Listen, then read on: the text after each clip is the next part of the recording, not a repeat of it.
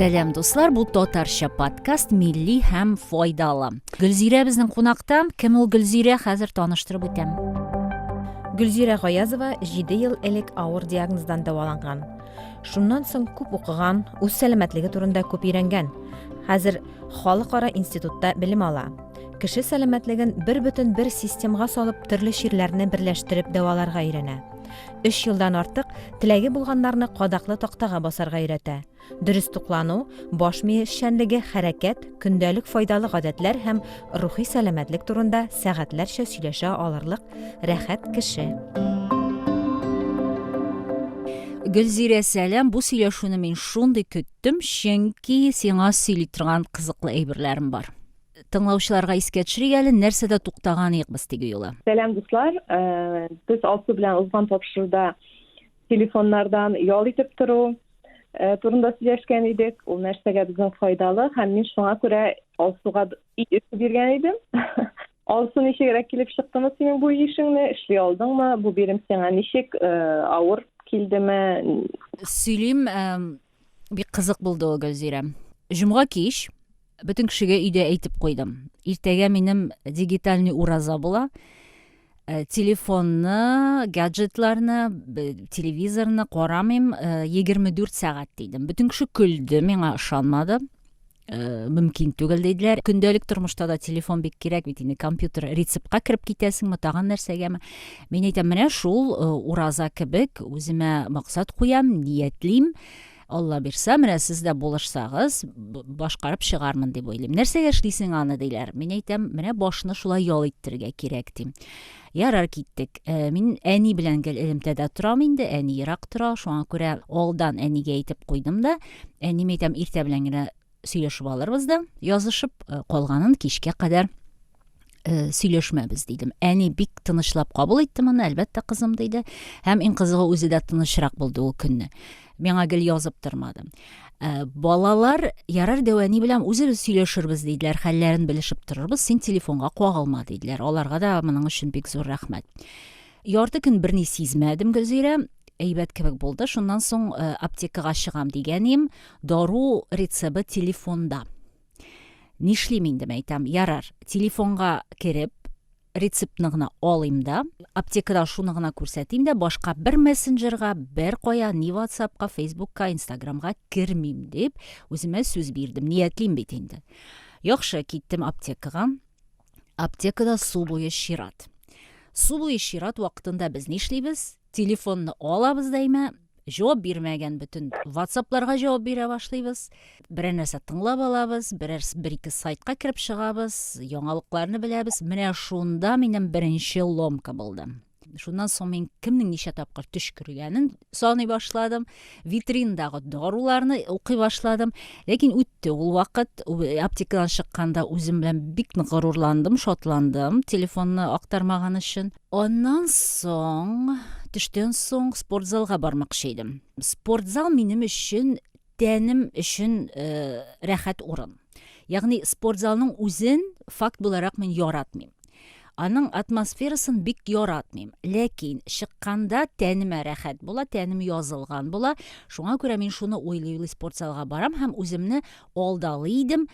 Спортзалда берәр нәрсә белән шөгыльләнгәндә, йөгергәндә берәр кызык әйбер тыңлыйм дип. Кызык подкаст табып әзерләп куям инде мин, я һич югы берәр теләгән музыка гына әзерләп куям да. Менә шунда авыр булыр дип уйладым. Беренче 10 минут авыррак булгандыр, чөнки анда музыка бар бит инде спортзалда. Ул музыканы мин яратмыйм.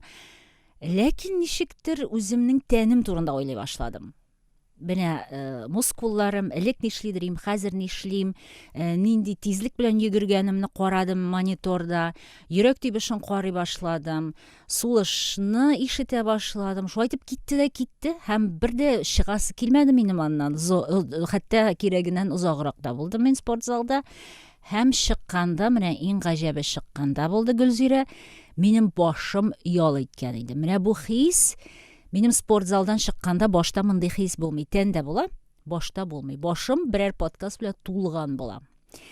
Менә шундый рәхәт хистә мин өйгә кайтып кердем. Кич, димәк ки, ничә сәгать? 12 сәгать булды бу минем. 24 сәгать булмады. Кич инде әлбәттә балалар ниндер кызык кино карарга утырганнар, яни карыйсың килмәсә сүндереп куябыз без моны диделәр. Мен әйтәм, яра балалар, бүген карыйм сезнең белән, телефонга кермим, фейсбукларга кермим, кино карыйбыз да ятабыз дидек. Һәм Алла бирсә, мин моны тагын киләсе ялларда да шулай итеп карармын, вакытын озайтып карармын. Файдасы нәрсә булды? Бик кызыклы бер әйбер ачтым үземдә. Спорт залга Гөлзирә мин бардым. Шундый эңгер-меңгер вакытында индеме, әле нигәдер шул хис минем авылда бала чактагы каникулдан калган, бигрәк тә кыш көне, әле белмим, менә синең бала чакта булдымы икән шундый. Утлар әле кабызылмаган. Дәвани әйтмешли, ут кабызырга әле иртә, китап укырга инде караңгы. Менә шундый ниндидер сөйләшеп кенә утыра торган, ул чәй эчә торган вакытта түгел. Сөйләшеп кенә, яисә ятып тора торган, яисә тәрәзә янына ук килеп берәр носки, карамыйча гына име, әбиләр карамыйча бәйледер бит носкиларны, шәлләрне. Берәр нәрсә карамыйча гына бәйләп утыра торган тып-тын вакыт ул. Нигәдер бала чакта мин ул вакытны бик яратмыйдыр идем. Чөнки бер нәрсә эшләп булмый, китап укып булмый, телевизор юк иде ул вакытта безнең.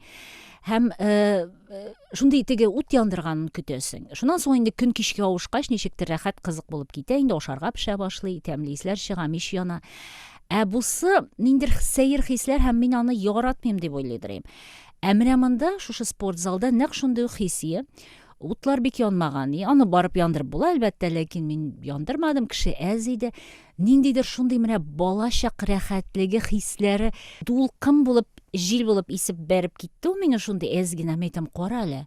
Кара әле нинди кызык әйбер икән бу дип уйладым мин. Менә шундый хәлләр булды минем белән. Һәм бу миңа нык ошады. Менә Гөлзирә, синнән хәзер остазымнан сорау. Нәрсәне дөрес эшләдем мин, нәрсәне дөрес эшләмәдем, һәм икенче юлы нишләргә миңа? Тагын да рәхәтрәк булсын өчен. Шунлап та беренче тапкыр мондый детоксны эшләгән кеше өчен бу бик яхшы нәтиҗә дип уйлыйм. Чөнки шунлап та бу телефоннар инде безнең тормышыбызның тәнебездән аерылмас бер шундый гаджетына әйләнде. Шунлап та тәнебез белән бер бүтән, бер шундый бер орган кебек хис итә башладык уже бу телефоннарны, әйме? Аерыла алмыйбыз. Шундый хәтле эшебездә шунда булгач, теге әти-әниләр белән, балалар белән дә гел әңгәмәдә торасы килә. Ләкин бер көндә генә бер нәрсә дә үзгәрми. Шуны менә аңларга кирәк. Бер көндә кешенең шул хәтле, теге менә хәзер әйтәләр бит инде, модный сүз бар, инсайт дигән, шундый менә син бала чагыңа кайтып килгәнсең, шундый хисләр кичергәнсең, шундый ностальгия кебек, аннан соң синең бөтен карашың, бөтен үзеңнең тәнеңә нинди хисләр, нинди тойгылар, нинди кичерешләр бар синең хәзерге вакытта синең белән. Менә шул ул бит сынлап та бик кадерле әйберләр менә булар. Менә шушы телефон белән андый хис кичерешләрне үзебезнең өчен, безнең тәнебез, безнең күңелебез, җаныбыз, йөрәгебез нәрсә хис иткәнен дә белмичә яшибез. Менә телефонда 24 сәгать утырган дәвердә дип килә. Шуңа күрә менә мондый детокслар, гаджетлардан, телефон, телевизор булсын, бик шунлап та безнең тәнебез өчен, безнең рухыбыз өчен, безнең баш мие өчен бигрәк тә бик нык файдалы. Атнада бер тапкыр бер көндә, минемчә бөтен кеше дә моны эшли ала. Бу бик авыр әйбер түгел. Һәм менә шушыны бер тапкыр эшләп карагач, аңлыйсың инде аның шунлап та бу әйбернең шундый кадерле бер зур бер файдалы үзебезнең организмыбыз өчен шундый бер әйбер бирем дип әйтим инде, упражнение булганын чынлап та аңлыйсың. Ләкин аны үзең эшләп карарга кирәк. Менә син үзең аша үткәрдең аны, шушы хисләрне, тойгыларны син кичердең. Син аны хәзер аңлыйсың, ләкин аны истәмәгән кеше аңламый. Шуңа күрә һәр кешегә моны эшләп карарга киңәш итәр идем. Теге кызык өчен генә булса да, чынлап та нәрсә икән бу, нәрсә бирә икән бу минем өчен, чынлап та файдалы микән бу шул кадәр дигән сорау белән үзенә. Менә безне ишетеп, бүген безне тыңлагач, шундый бер эшләп караган кешеләр булса, безгә языгыз, уйларыгызны, фикерләрегезне. Бик кызык булыр иде. Тагын бер тапкыр утырып сөйләшерик булар турында, әйме Гөлзирә? Bütün ihtibar özümüzge yönele bu vakitte. Bütün ihtibar özümüzün his kişirişlerimizge, bizim duygularımızga, bizim kendimizge, bizim bir tane his kişirişlerine, işki his kişirişlerine değil, kendimizde de nesnelerdir, nendidir hisler, nendidir reaksiyalar diye eğitimin değil mi, bulup dura. Lakin mene şu gadgetlar, şu telefon bilen gül kulda şu 24 saat telefon bulganı için biz onu hatta kişi özünün nendidir avrularına da kendinin nendidir bir avru mesela avrularına da ihtibar etmesi mümkün.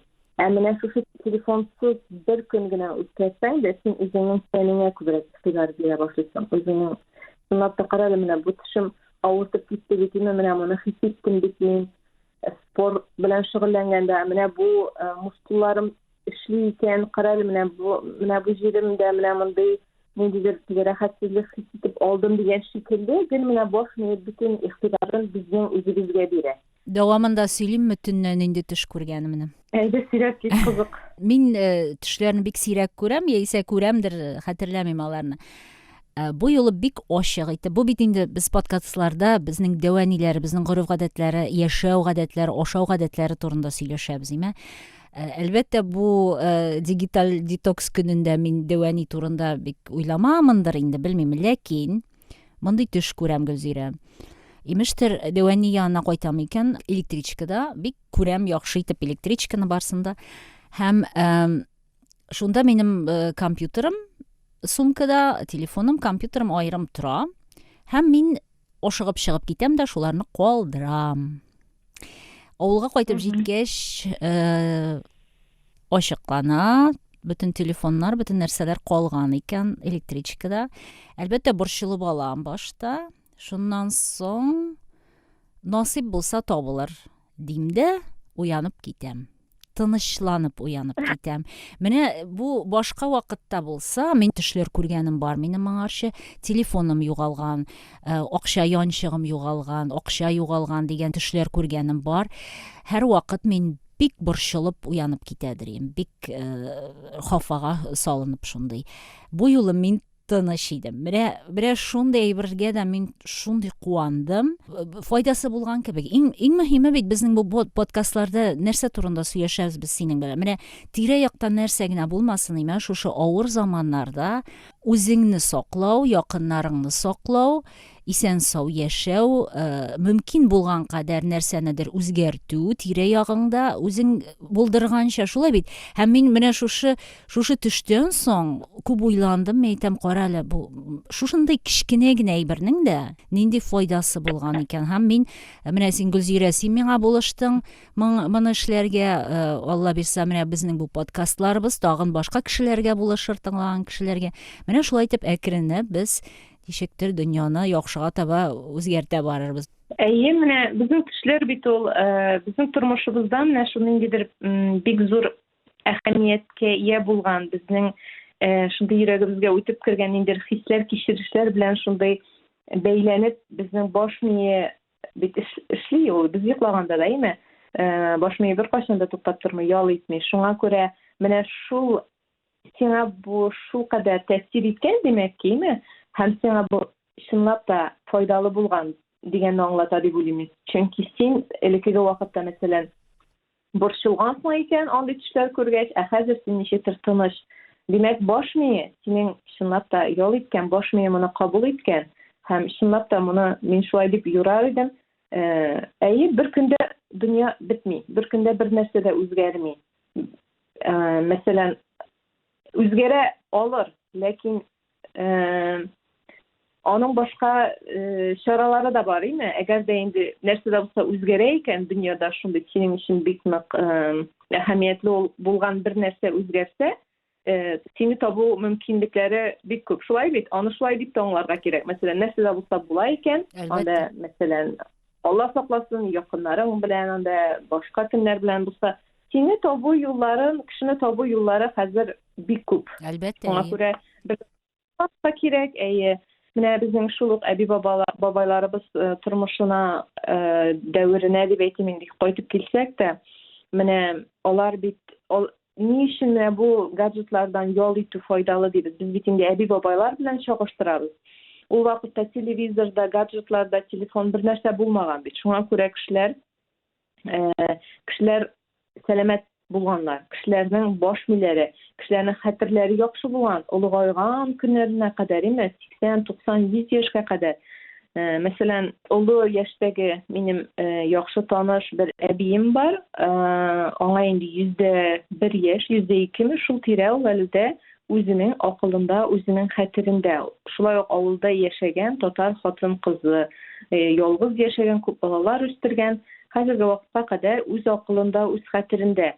Мәсәлән, алар белән чагыштырсак, безнең хәзерге тормышыбыз күпкә җиңелрәк, күпкә рәхәтрәк, күпкә уңайлырак, бүтән уңайлыклар бар, ләкин менә шул уңайлыкларның аның файдасы гына түгел, зарарлы яклары да бар. Шуңа күрә без инде һәрвакыт монда чама хисе, баланс дигән әйбер турында сөйлибез. Элекеге әби бабайларыбыз ни өчен сәламәт булган дигән сорауга менә шулай җавап бирер идем мин. Бу гаджетларның әлбәттә бик күп тәэсире бар безгә.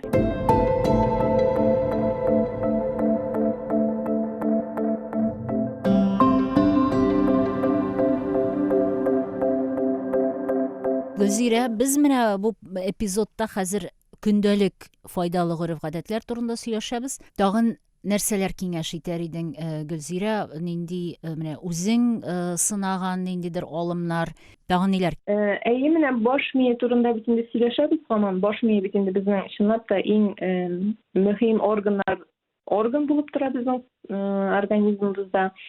Баш мие эшчәнлеген яхшырту буенча бик күп төрле шундый лайфхаклар бар дип әйтәсем килә.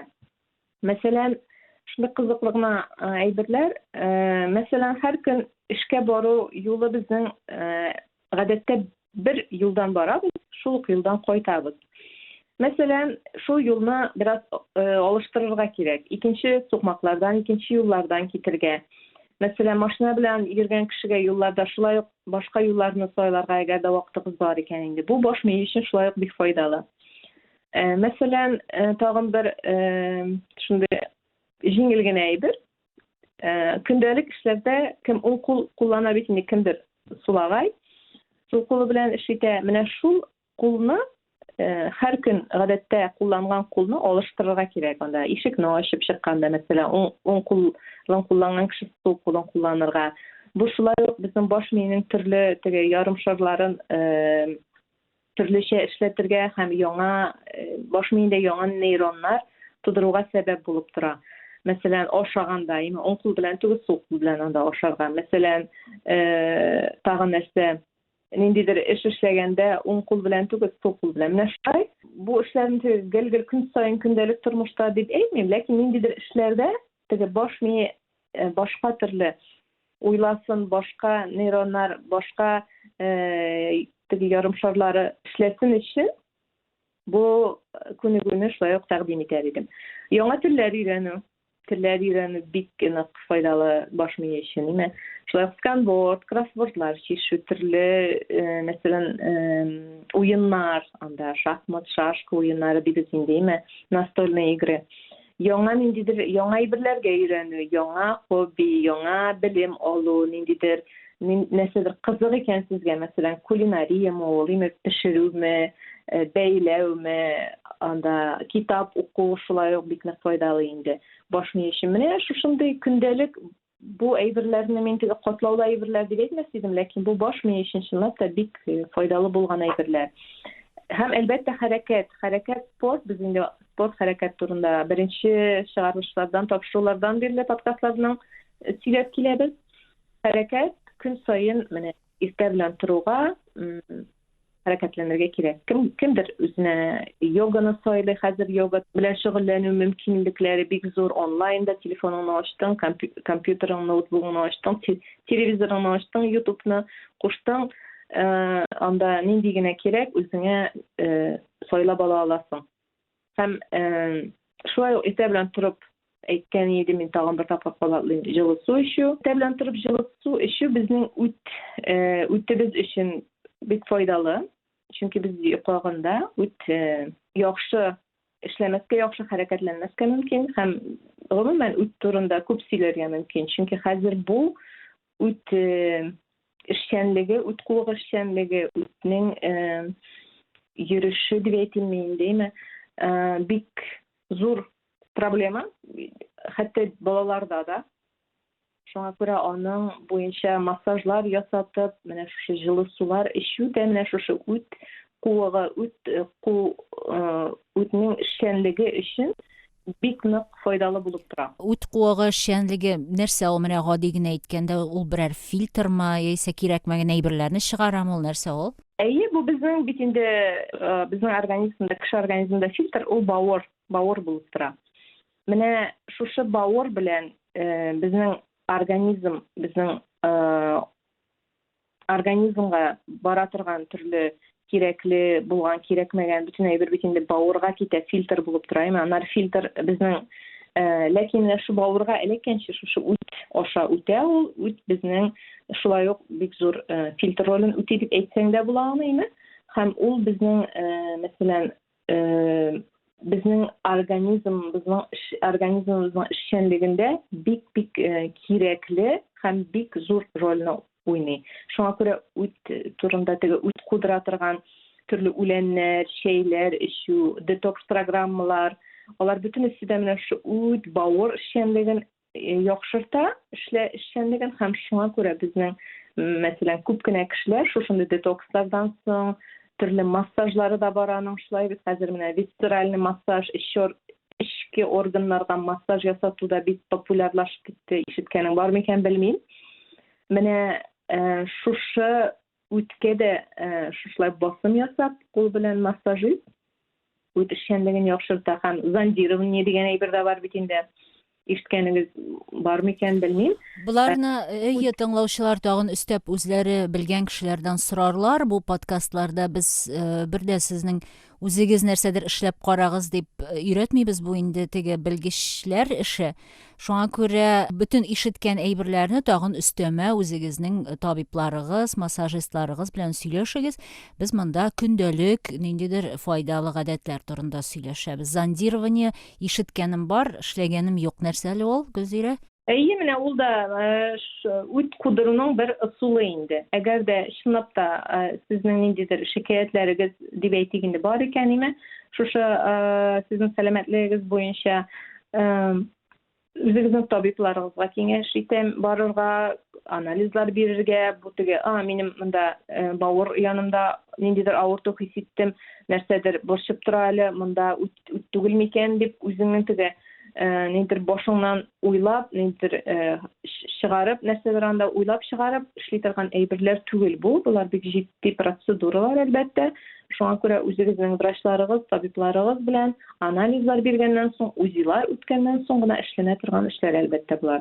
Теге ут турында сүз чыгып китте бит хәзер безнең, шуннан гына әйтеп китүем иде. Үткә хәзер бик зур игътибар бирелә. Бүтән җирдә аны шушы альтернатив медицина, нутрициология, диетологияны өйрәнгән кешеләргә дә бу бик нык әһәмиятле бер зур тема булып тора. Менә алсу шулай ук әби бабайларны искә төшерсәк, алар синдә менә әйтеп киткән кул эшләре белән шөгыльләнгәннәр бит инде. Бәйләү булсын, шигү белән элек бүтән мин үзем дә шигә беләм. Шигү белән шөгыльләнә идек яшь вакыттан ук инде. Белмим, анда 10-12-13 яшьлек вакытларда шигә беләдер бугай инде без дип уйлыйм, белмим. Әйе. Мин носки бәйле беләм, бияләй бәйле беләм, беләм. Әйе, менә шушы йон ирләү дибез бит, җон язу, менә алар бөтенесе дә истә, чынлап та теге авыл кешесе булгач, безнең Күкмара якларында бик нык шәл бәйләү бик популяр иде. Шәл бәйләүчеләр бик атаклы шәл бәйләүчеләр безнең яклардан чыккан. Менә шул шәлнең теге кырыйлары, шәлнең чите дибез инде. Аның уртасы бар һәм читләре, менә шул читләрне әле бездә әнигә булыша идек бәйләргә. Benim opaga kübürek elektiğini, mena ezerek min kişkine bulganlıktan, lekin şul mena kul işleri, nerse etesim kile, elikiki kişinin kul işleri şulay ok bir meditasiya bulup turgan imi. Biz mena meditasiya turunda söyleşken idik. Bunu da istep etesim kile, bu şunlap da bir meditasiya. Çünkü ol vakıtta, ol kul işleri bilen şugullangan vakıtta kişinin başka uyları bar tek şuşu işte bu vakıtta şuşu işini işlegen maturlukna tudurgan hisler, nindir matur tuygılar bilen örilip bargan dip oylayım men özüm. Ol vakıtta bir nindi başta burşu, anda yaman uylar, nindidir kaygırı kebek hisler bulmagan. Алар башларын ял иттереп торганнардыр. Гәрчә бит инде тормышлар бик авыр булган. Алар бит инде ял итим дип бәйләп утырмаган. Алар аны сатыр өчен, акча эшләр өчен, гаиләне киендерер өчен бәйләгән, теккән бит инде. Ул заманнары шундый булган. Ләкин аның менә кадерен, кыйммәтен хәзер аңлыйбыз без. Үзләре дә аңлагандыр инде. Аңлап җиткермәсәләр дә барыбер файдасы булган аның. Elbette. Ol indi tige benim bir hobi bulsun dip hazırga bizning şekilleymi? Hobi için yaratgan işim bilen şugullanayım dip işlenen iş bulmagan elbette. Dürüst aytasan. Lekin mena şu tige meditasiya degenden şulda isime düştü. Meditasiya nerse ol desegez, mena kul işi, kimnin kul işi, kim kul işin bile rahatlanıp olup, mena şu sizge meditasiya bulayındı. Rahatlanıp şul özünüz yaratgan da kimdir naski beylerge yarata, kimdir kimdir başka birler şigulandır, makrame, türlü resim yasal, kul bilen nesnedir işlev, ul şolay bik yaxşı meditasiya hem stresdan bik yaxşı dava bulup dur. Stresqa kelgende şolay bana bizning bit avrularning fiziologik, fizik tarafı hem şolay psixologik yağı da var. Psixosomatika degan aybir turunda eshitganing barmi? Olsun, нәрсә bilasың? Bir ikisi.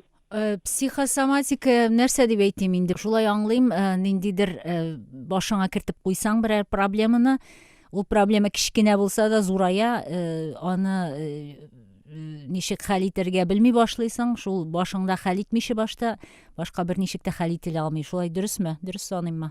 Дөресlik бар, lekin tagın da менә шуны сөйләп әйтәсем килә. Психосоматика дигәннән менә безнең тәнебездә безнең төрле хисләр, кичерешләр бит инде безнең. Шул стресс дибез, шул курку, ниндидер борчылу, анда үпкә, шөбһә, тагын ниндидер шундый негатив хисләр безнең бигрәк тә татар халкында менә элеккеге әби бабайларны алсак, аларның тәннәрендә калган.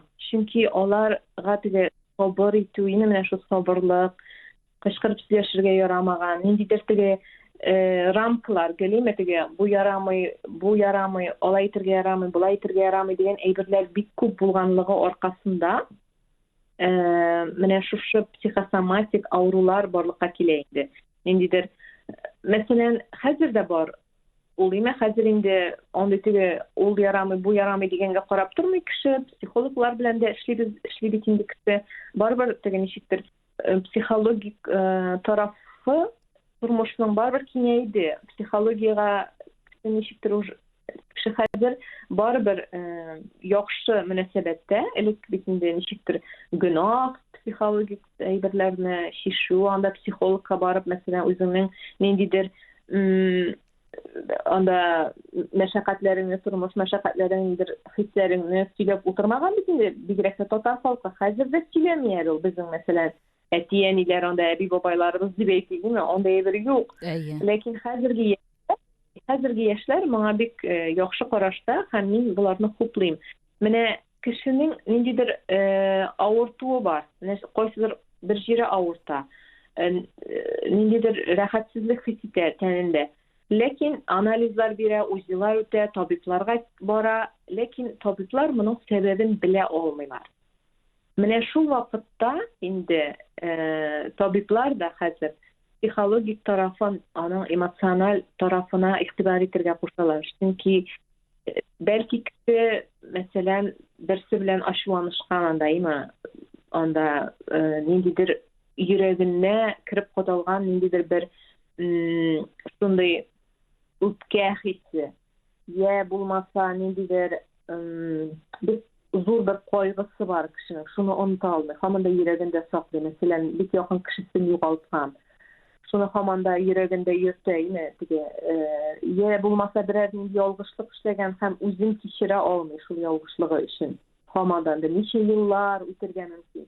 Kişinin mene şu şimdi vakitte psikolog barırga kengeş iter idin min. Çünkü kişinin organizminde bar da yaxşı, analizleri da yaxşı, bütün көрсәткечләре yaxşı, lakin bu rahatsızlığı mene şuşa organlarına xatlı ana düşüp jite şuşa negatif his duyguları ana tege bizim tatarda aytılır ki işten oşı kimire değil mi? Mene şu psikosomatika turunda indi o.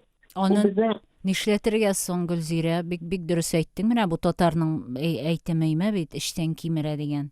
Ol Tatar edebiyatında da bizim ebi babaylarımızın da eğer de iski ol seninle özünün devenini ol sana silap utraydı mı mene kızım mene min hazırda vakitte şundi mesela aşu hisitem özünün aşulandım birisine mene uppkeledim uppkem var içinde onda eyberler her vakit yaşırın revişte kolmuş kişinin kolgan yemek kişinin teninde ona göre mene bu hislerini, negatif hislerini birinciden silerge gerek, anlayabilirge. Mene hazır bu vakitte min näşe hisitem. Upkem var. Kimge upkem? Mene şu kişiye. Ni için? Onu üzün oturup kişi üzüne de psikolog bulargan mümkün. Lakin eğer de indi bilgiçlerge, eğer de indi kişi üzü şunday analiz yasay almayken min kengeş ederim elbette bilgiçlerge barırga. Munday. Hazır bir psikologlar var, bir yaxşı psikologlar var. Barırga, yolmazsa bunu ömür boyu üzünün teninde, üzünün көңүлүңдө, yüreğinde taşımakka kengeş ederim. Мен сиңа bir söz әйтәм хәзер. Шушыны кайтып сөйләсәң, өйдәгеләргә, әниләргә инде апаларга бик күренә бит инде барсының да эштән бик күп әйбер ашый, кай вакыт инде утырып bütün эшләрне бушатып сөйләшәбез. Аннан соң әйдә моны булай тигәле, булай сөйләшеп карыйк әле дигәч, менә бу сезнең психологларыгыз нәрсә белә соң алар, нәрсә аңлый, эшеңдә казынып утырасың да, нәрсә файдасы бар соң, менә тормыш алып барырга кирәк монда дигән җаваплар ишетергә туры килә инде, күп инде алар. Bütün kişi de әзер түгел мондай әйбергә безнең татарда. Yok, bütün kişi әзер түгел. Менә үзебезнең хәзерге вакытта менә бу сөйләшүләребез, бәлки, үзебезнең үрнәкләребез дип әйтер идем. Мин үземдә психолог белән эшлим. Әгәр дә мәсәлән минем берәр йөрәгемдә ниндидер борчу бар икән, минем үземнең бик яхшы белгечем бар психолог, мин аңа мөрәҗәгать итәм, без аның белән күрешәбез онлайн. Хәзер бит инде бик җайлы телефонны куштың. Онлайн видеоны куштың, үзеңнең хисләреңне аңлаттың, ул сиңа белгеч буларак төрле биремнәр бирә, төрле упражнениялар эшлисең инде бергәләп. Һәм шуннан да мин үзем бик файдасын күрәм. Бу теге без бер кешегә дә әйтмибез, менә бүтән кешегә психологка барырга кирәк. Юк, бүтән кешегә дә барырга кирәкми. Мәсәлән, кайсы бер кешеләр үзләре белән үзләренә психолог була алалар, анализ ясый беләләр, ник булай булган, ник мондый хисләр кичерә ул хәзерге вакытта. Безнең синең белән хәзерге вакытта аңлату, нинди мөмкинлекләр бар, элек ничек булган, хәзер ничек, һәм безнең үзебезнең үрнәкләребездән чыгып, кешегә ниндидер мотивация бирү дип әйтәсем килә. Менә бу үзеңне аңлау, менә шушы телефоннардан ял итеп тору, китап уку, ниндидер яраткан шөгыльне аски бәйли башлау, менә алар да шушы психосоматиканы рәтләр өчен көндәлек кичкенә адымнардыр, Гөлзирә, менә мин шулай дип аңлыйм. Әлбәттә, бу безнең менә бу психосоматика бит инде күбрәк шушы стресстан килә бит инде ул, стресслы тормыш. Хәзерге вакытта менә борчу бик күп бит инде дөньяда, бүтән дөньяда дип әйтер идем. Алдагы тормыш өчен нәрсә булыр дигән кайгыру, борчылу. Шуңа күрә менә чынлап та үзегезнең яраткан шөгылегез белән шөгыльләнеп, анда яраткан китабыгызны укып, яраткан кешеләрегез белән сөйләшеп, ниндидер кул эшләре белән шөгыльләнеп, чынлап та бу шулай ук бер үзенә күрә файда. тамамлайбыз бу эпизодны, чөнки алда безне әле әзгенә катлаулырак, әзерлек кирәк булган гадәтләр көтә. Бу татарча подкаст милли һәм файдалы. Чираттагы эпизоды көндәлек файдалы гореф-гадәтләргә багышланды. Гөлзирә һәм Алсу сезнең белән бүгенгә саубуллаша. Безнең чираттагы подкастларыбызны тыңлагыз. Ошаган булса, дусларыгызга да җибәрегез.